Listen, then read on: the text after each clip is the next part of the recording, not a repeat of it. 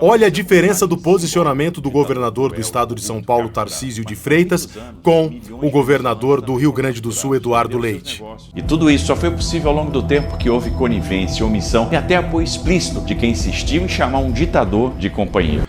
E ao mesmo tempo, dá e é necessário condenar uma intervenção militar estrangeira feita à margem do direito internacional. A gente vai assistir os dois vídeos, eu gostaria muito de ler sua opinião nos comentários, sua opinião é muito importante. Estamos acompanhando tudo sobre a queda de Maduro. Inscreva-se no canal, curta, compartilhe vídeos a qualquer momento. Vamos assistir o Tarcísio e o Eduardo Leite e o Nicolas Ferreira também, que gravou um vídeo falando sobre a queda de Maduro.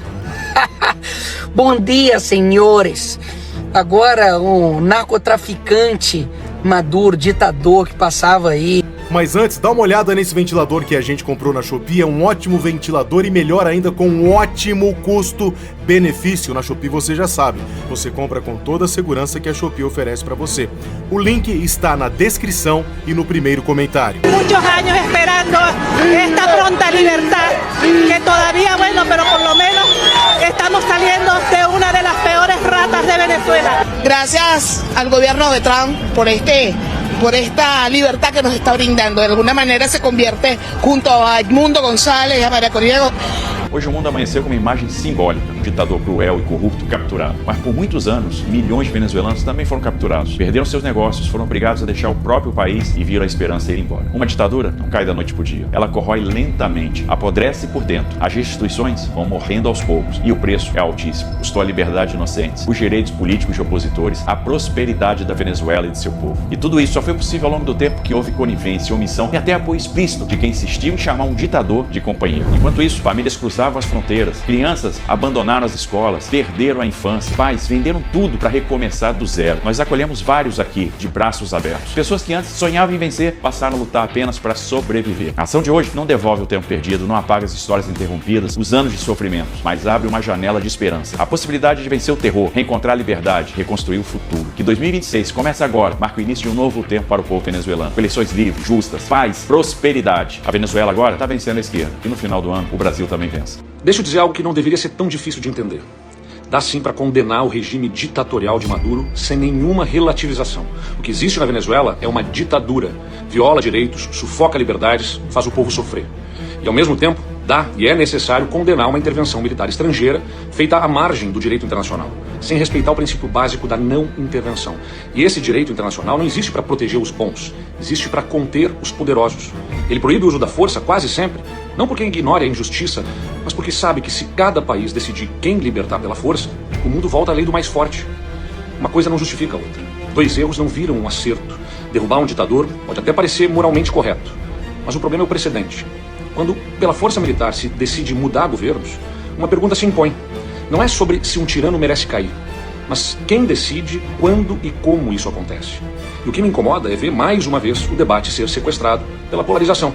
De um lado, gente celebrando o bombardeio como se fosse libertação. E de outro, gente que critica a intervenção sem ter coragem de chamar a ditadura pelo nome. E isso empobrece o debate, desrespeita o povo venezuelano. Autoritarismo não se combate com arbitrariedade. Violência não se corrige com mais violência. O caminho que eu defendo é claro. Democracia, eleições livres, respeito à soberania e solução política com diálogo e, sim, muita pressão internacional feita de forma responsável. A América Latina precisa de paz, de cooperação, de instituições fortes, não de torcida ideológica. Eu não tenho nenhuma solidariedade com ditadores, nem com aventuras militares. A minha solidariedade é com o povo venezuelano. E que ele possa aproveitar essa oportunidade para reconstruir com autonomia, com dignidade, as suas instituições e uma nação efetivamente livre.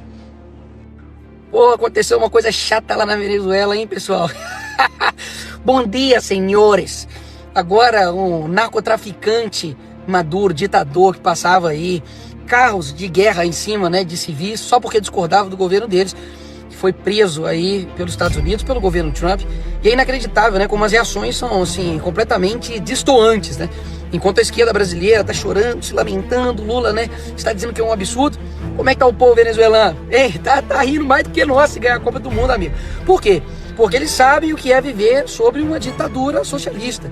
E digo mais, agora é o momento para todos os revolucionários, né, comunistas de TikTok, que amam dizer que nós temos que fazer uma revolução, nós temos que pegar em armas, temos que lutar, né, pelo fim da propriedade privada e unir os trabalhistas, né?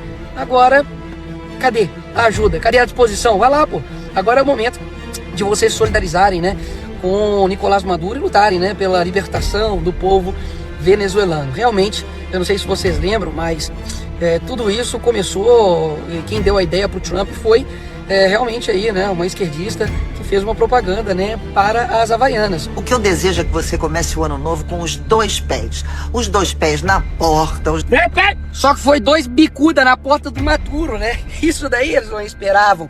E a gente espera muito, né, que seja aí o fim de todo ditador, seja presidente ou juiz aí da América Latina. E lembre-se, tudo isso começou com o Foro de São Paulo em 1990, com Lula e Fidel Castro, né, que fundaram uma organização que comandava praticamente todos os países da América Latina e que anos depois praticamente todos os presidentes eram de esquerda. Espero mesmo que seja aí uma retomada, que dê um alívio de esperança pra gente, para que a gente comece, né, a compreender que o mal um dia cai. O mal um dia cai. É isso que eu espero que aconteça também aqui com o nosso país. E por fim, mas não menos importante, fica aí uma lição. A gente precisa combater os nossos inimigos. Ter oportunidade é botar na cadeia. Ter oportunidade tem que dar 2 opções. Fulaninho de tal, ou você renuncia o teu cargo, ou senão você vai pagar o preço por isso. Porque afinal de contas não tem como. Ou você combate os criminosos, né, e coloca ele na cadeia pelos crimes que eles cometeram, ou senão eles vão nos colocar na cadeia pelos crimes que nós não cometemos. Olavo de Carvalho já avisava. É isso aí. Bora, Brasil!